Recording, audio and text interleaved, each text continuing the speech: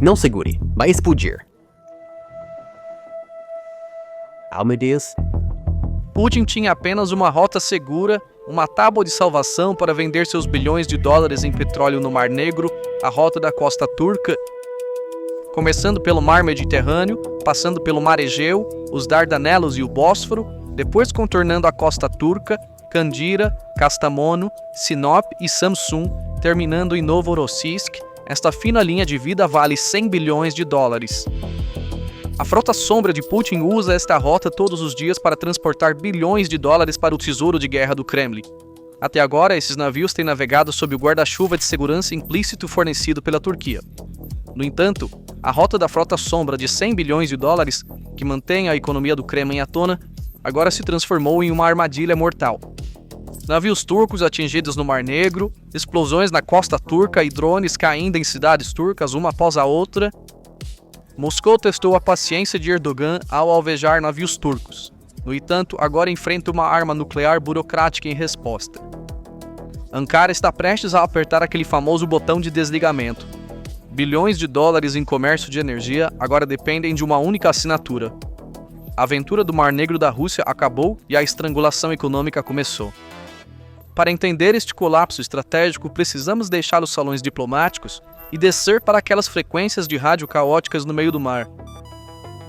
Quando o calendário mostrou 9 de janeiro de 2026, o exército da Federação Russa, mais uma vez atropelando as leis da guerra, atacou navios mercantes civis que se aproximavam dos portos ucranianos. De acordo com informações confirmadas pelo vice-primeiro-ministro ucraniano Oleksiy Kuleba, um drone russo atingiu um navio com bandeira de São Cristóvão e Nevis, no Mar do Caribe Oriental, e outro navio com bandeira das Ilhas Comores. Esses navios não estavam transportando armas, eles iam carregar alimentos e soja como parte do corredor de grãos ucraniano. Como resultado do ataque, um incêndio começou no navio e um membro da tripulação civil perdeu a vida.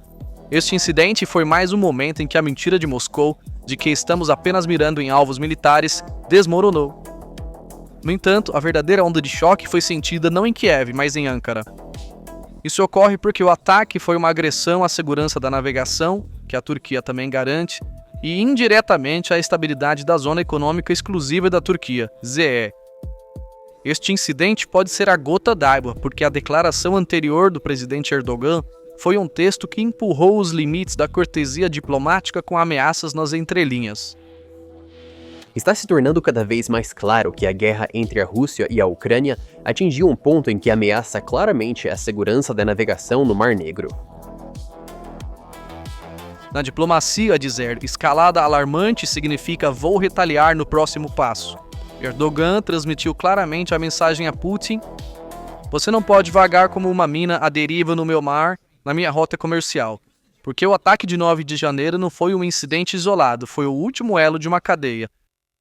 Apenas 2 dias antes, em 7 de janeiro, um incidente muito mais grave ocorreu próximo à costa de Kastamono, bem ao lado do território soberano da Turquia. O petroleiro chamado Elbus, pertencente à frota sombra usada pela Rússia para contornar sanções, foi alvo de veículos aéreos não tripulados. Este petroleiro, que navegava sob a bandeira de Palau, mas estava a caminho para carregar petróleo russo em Novorossiysk, foi atingido em um ponto perigosamente próximo à costa turca. Se a ameaça tivesse permanecido no mar, poderia ter sido controlável. No entanto, em dezembro, a crise se espalhou pelos céus. Drones russos de reconhecimento e ataque holandês começaram a violar o espaço aéreo turco ao desviarem de suas rotas. 4 violações foram registradas em 10 dias.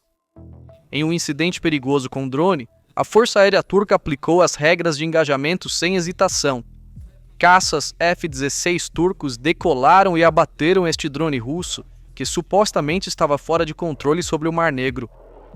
No entanto, o que foi realmente alarmante foi a localização dos destroços do drone russo. Kocaeli, o coração industrial da Turquia, lar de refinarias, fábricas automotivas e estaleiros. O acidente de um veículo militar russo em um local estratégico como Kocaeli foi um alerta vermelho para a burocracia de segurança em Ankara. Este incidente provou que as atividades militares da Rússia na região eram agora uma ameaça direta, não apenas para a Ucrânia, mas também para a segurança nacional e a infraestrutura industrial da Turquia. Por trás do aviso de Erdogan de que nossa paciência está se esgotando, estavam as fotos desta carcaça. À medida que todos esses eventos se desenrolavam, o momento em que a situação atingia um ponto de ruptura foi nas 2 primeiras semanas de dezembro de 2025. No dia 12 de dezembro, a Rússia lançou uma operação retaliatória abrangente e destrutiva no Mar Negro. Os alvos eram os 2 últimos portos restantes da Ucrânia, que são sua linha vital comercial, e a rota logística que abastece esses portos. Olhe para o tambor, vai explodir. No entanto, quando a fumaça se dissipou, ficou claro que esta operação foi menos um sucesso militar e mais um desastre diplomático e um ponto cego estratégico. Mísseis e drones russos atingiram 3 navios turcos ancorados no porto. Explodiu o navio. O navio envolto em chamas nas imagens era o Cenk Terroro, pertencente à empresa de logística turca Cenk Shipping. Eles atingiram o navio. O navio está pegando fogo. E o momento do ataque foi muito significativo e perigoso. O ataque aos navios turcos ocorreu exatamente no momento em que Putin apertava as mãos de Erdogan em Ashgabat, enviando mensagens de cooperação. À primeira vista, a ação da Rússia foi divulgada como uma resposta aos ataques da Ucrânia a Moscou. No entanto, a realidade no terreno conta uma história bem diferente. O navio Cenk-T que foi atingido não transportava munições militares, tanques ou veículos blindados, mas geradores que eram vitais para a rede elétrica da Ucrânia, que havia colapsado devido às condições de inverno. Mais importante, a arma usada no ataque não foi um disparo de artilharia às cegas. Foi um drone Geran-2 Shahed 136 guiado por GPS e INS. Esta tecnologia significa que as coordenadas foram inseridas com antecedência e o alvo foi deliberadamente selecionado horas antes do voo. Em outras palavras, enquanto Putin se encontrava com Erdogan em Ashgabat, drones russos estavam travados em navios turcos que transportavam ajuda humanitária. Não há coincidências na diplomacia, apenas um timing bem calculado. No momento do ataque, Putin e Erdogan estavam em Ashgabat, reunidos para o Fórum Internacional de Paz e Segurança, posando calorosamente para as câmeras. A ironia começou com o nome da própria cúpula. O presidente Erdogan se encontrou com Putin e discutiu a redução das tensões do Mar Negro, a revitalização do corredor de grãos e a segurança dos navios civis. Enquanto Erdogan claramente dizia a Putin: não ataque os portos e a infraestrutura energética da Ucrânia, fumaça subia de navios turcos em portos ucranianos. Essa situação, além da cortesia diplomática, foi ou um ataque aberto a uma parceria estratégica ou um evento milagrosamente coincidente. Isso foi um aviso de Moscou para Ankara. Foi o equivalente russo a dizer: não ajude a Ucrânia, não envie seus navios para lá. No entanto, Putin calculou mal o raciocínio do Estado turco. A Turquia não era um país que recuaria diante de ameaças. Erdogan afirmou que ataques a navios civis são inaceitáveis, registrando este ataque não como um acidente, mas como um ato de hostilidade. Agora vamos rebobinar o filme um pouco mais, até o final de novembro, porque o verdadeiro inferno no Mar Negro ocorreu ao largo da costa de Kandira-Kefken. Na noite de 28 de novembro, 2 petroleiros russos, Kairos e Virat, foram atingidos um após o outro, logo fora das águas territoriais turcas. Ajuda, não ataque, não ataque, por favor ajude.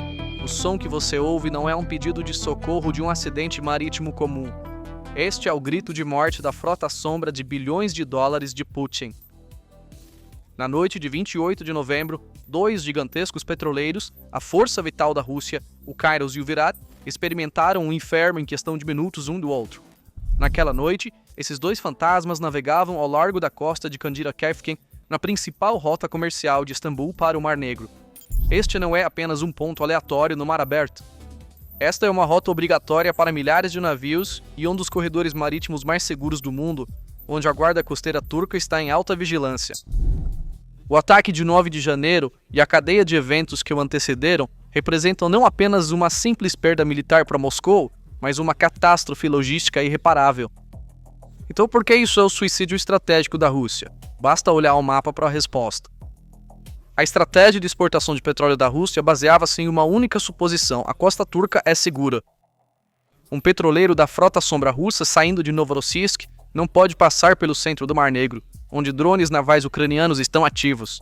É forçado a seguir para o sul, contornando as costas de Sinop e Kocaeli para entrar no Bósforo. Esta rota estreita era a única tábua de salvação para a economia russa. No entanto, a Rússia sabotou essa única rota que seus navios tinham que seguir ao atacar navios turcos. E agora a Turquia tem uma arma nuclear burocrática que pode devastar a Rússia sem precisar declarar guerra, a Convenção de Montreux e seu anexo. Ankara pode impor requisitos adicionais de seguro e inspeção a cada petroleiro russo que passar pelos estreitos, com o argumento de que não há segurança no Mar Negro. Reter cada petroleiro por 48 horas na entrada dos estreitos significa uma queda imediata de 30% nas exportações de petróleo russo. Isso é, no sentido mais verdadeiro, uma estratégia de estrangulamento. Lembre-se, a obstrução da ponte marítima turca em Sochi no outono de 2025 e a tarifa imposta ao navio de cruzeiro russo Astoria Grande em Istambul, em resposta, foram apenas uma prévia. Agora o filme começa. O efeito dominó aqui é um cenário de pesadelo para o Kremlin. Com uma única assinatura burocrática da Turquia, a receita anual de petróleo da Rússia, que ultrapassa 100 bilhões de dólares, poderia ser subitamente interrompida. Um petroleiro russo incapaz de usar a rota costeira teria que se dirigir para mar aberto, o que significa que os prêmios de seguro disparariam. O custo por barril do petróleo russo está aumentando, mesmo antes de deixar o porto. Enquanto a Rússia busca estrangular a Ucrânia, colocou suas próprias exportações sob um bloqueio econômico. O efeito dominó também se espalhou para as frotas comerciais. Uma parte significativa das frotas que transportam grãos e carga seca da Rússia era de propriedade turca. No entanto, após o naufrágio do navio Senk-T, os armadores turcos decidiram se retirar de áreas de risco dizendo: "Não estamos brincando. A Rússia não tem capacidade física para transportar essas mercadorias sozinha. O comércio de carga seca está condenado a colapsar sem os navios turcos." Putin, apertando mãos em Ashgabat com uma mão enquanto ataca navios com a outra, bloqueou na verdade suas próprias rotas de exportação. As importações e exportações da Rússia estão se afogando no caos que criou. Se a crise logística tivesse se limitado ao Mar Negro, a Rússia poderia ter gerido de alguma forma. Quando expandimos o mapa, vemos que este incêndio no Mar Negro mudou fundamentalmente não apenas Moscou, mas também o equilíbrio de poder na Ásia Central, a 2.000 quilômetros a leste. Em novembro e dezembro, o ataque da Ucrânia ao terminal CPC no porto de Novorossiysk forçou o parceiro energético mais importante da Rússia, o Cazaquistão, a abandonar o barco. 80% do petróleo que fluía do terminal atacado pertencia ao Cazaquistão, e esse ataque foi a gota d'água para o Cazaquistão. Então, se o petróleo cazaque não passar pela Rússia, para onde ele irá fluir? Olhando para o mapa, podemos ver claramente que a lógica geopolítica e econômica está empurrando o fluxo para o sul em direção ao corredor energético do mundo turco. A rota atual, a rota norte do CPC, transporta petróleo diretamente para o coração da guerra em Novorossiysk, que está atualmente em chamas. Esta é agora uma linha de morte, declarada zona de guerra pelas companhias de seguros, onde as taxas de frete dispararam e o risco de ataque está sempre presente. A alternativa é o braço energético do corredor do meio, que está em discussão há anos, mas foi deixado em segundo plano devido à pressão russa, o oleoduto Baku-Tbilisi-Ceyhan, BTC. Nesta nova equação estratégica, a rota é a seguinte: dos portos de Aktau ou Kuerik, no Cazaquistão, petroleiros ou ferries transportando vagões ferroviários, caminhões atravessam o Mar Cáspio e chegam ao porto de Baku, no Azerbaijão. Esta é a primeira e mais crítica etapa, contornando completamente a Rússia. Uma vez que chega a Baku, o petróleo do Cazaquistão está livre do controle russo. A expansão e modernização dos portos de Aktau e Kuerik são críticas para acelerar este fluxo de petróleo. A rota mais curta e rápida, Baku-Supsa, transporta o petróleo cazaque para o porto de Supsa, na Geórgia, no Mar Negro. O petróleo cazaque que chega a Baku é integrado ao oleoduto Baku-Tbilisi-Ceyhan a partir daí. A rota passa pelo Azerbaijão, segue pela cidade georgiana de Tbilisi e chega ao terminal de Ceyhan na costa mediterrânea da Turquia. Por que Ceyhan? Por que Turquia? Isso revela uma vantagem estratégica em várias camadas. O BTC é um dos oleodutos mais seguros e de maior capacidade que conecta diretamente o petróleo do Cazaquistão aos mercados europeus e globais. Este oleoduto está completamente isolado do caos na região do Mar Negro da Rússia. Enquanto Novorossiysk é uma zona de guerra, o terminal de Ceyhan está sob proteção da OTAN. Para o Cazaquistão, isso significa remover o prêmio de risco do seu petróleo. As ameaças da Rússia de fechar a torneira ou desculpas de falhas técnicas não se aplicam ao oleoduto Baku-Ceyhan. Este oleoduto está sob a soberania dos estados turcos. O oleoduto BTC é um dos oleodutos de maior capacidade, e mais tecnologicamente avançados do mundo. Ao contrário da infraestrutura pesada da Rússia, é moderna e confiável. O petróleo cazaque entrando no mercado via Ceyhan aumenta a pressão sobre a Rússia como fornecedora de energia. A utilização completa do BTC aprofunda o estrangulamento econômico da Rússia. Afinal, uma interrupção no fornecimento de petróleo abre um buraco direto no cofre de guerra. Esta mudança no mapa pode não remover completamente a Rússia da equação, mas a rebaixa de um monopólio indispensável para uma opção arriscada e secundária. A ação do Cazaquistão tem o potencial de construir uma enorme via energética que contorna a Rússia, conectando o leste e o oeste do Mar Cáspio com oleodutos de aço. Esta ação enfraquece a narrativa de Putin de controle econômico através de alianças regionais, como a Organização do Tratado de Segurança Coletiva. O Cazaquistão prova que está traçando seu próprio caminho apoiado por acordos assinados com a Turquia, os Estados Unidos e a China, em vez da paranoia de segurança de Moscou. Esta é a declaração de que o casamento monogâmico de 30 anos com a Rússia no setor energético acabou efetivamente. O Cazaquistão viu a imagem de liderança regional de Putin afundar nas águas de Novorossiysk e decidiu abandonar o navio. Esta mudança no mapa não é simplesmente uma perda de rota para a Rússia, mas um desastre geopolítico completo. O monopólio russo, que manteve a energia da Ásia Central refém por anos, foi destruído por drones ucranianos e diplomacia turca. Então, de onde a Turquia tira a força para adotar uma postura tão firme contra a Rússia? No passado, o medo de que Putin cortasse o gás e congelássemos no inverno teria amarrado as mãos de Ankara, mas esses dias acabaram porque nos bastidores ocorreu uma revolução silenciosa. Em setembro de 2025, em Nova York, o acordo de GNL-Botayash-Mercúrio assinado entre Erdogan e a administração Trump mudou fundamentalmente a equação. Com esta assinatura, a Turquia rompeu sua dependência histórica do gás russo. A chantagem de Moscou, vou fechar a torneira, agora não existe mais em Ankara. A Turquia não é mais um cliente à mesa, mas um agente de mudança. Erdogan pode se dar ao luxo de dispensar o arriscado tráfego de petroleiros russos pelos estreitos, porque o seguro petróleo cazaque e azeri que flui por Ceyhan oferece tanto receitas mais altas quanto risco ambiental zero. Cada centavo perdido em taxas de trânsito pelos estreitos será mais do que compensado pelas receitas do terminal de Ceyhan e pelas exportações de produtos refinados. Este corredor de energia que contorna a Rússia era um cenário com o qual Washington sonhava há anos, e o verdadeiro golpe, Cazaquistão.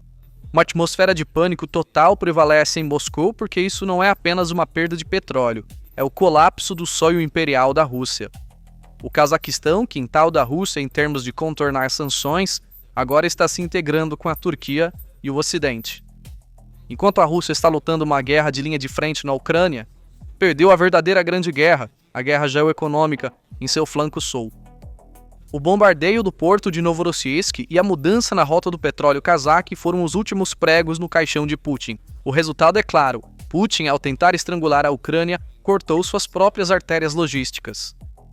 Moscou, que por anos viu a paciência da Turquia como uma fraqueza e os estreitos como um direito, agora está sentindo na própria pele quão afiada pode ser essa via navegável. Aqueles petroleiros queimando na costa de Kandira e Kastamonu, os navios turcos atingidos em Odessa e os drones russos caindo em nossas cidades. Esses não apenas destruíram o petróleo, mas também a reivindicação da Rússia à hegemonia regional. Moscou agora se encontra em uma espiral de pânico, com 100 bilhões de dólares em receitas de energia presos e seus antigos aliados buscando refúgio nos portos seguros da Turquia. A chave para os estreitos está no bolso de Ankara. O Mar Negro não é mais o playground da Rússia, mas seu cemitério estratégico. É um campo de caça para drones ucranianos e um corredor turco governado pelas regras de Ankara.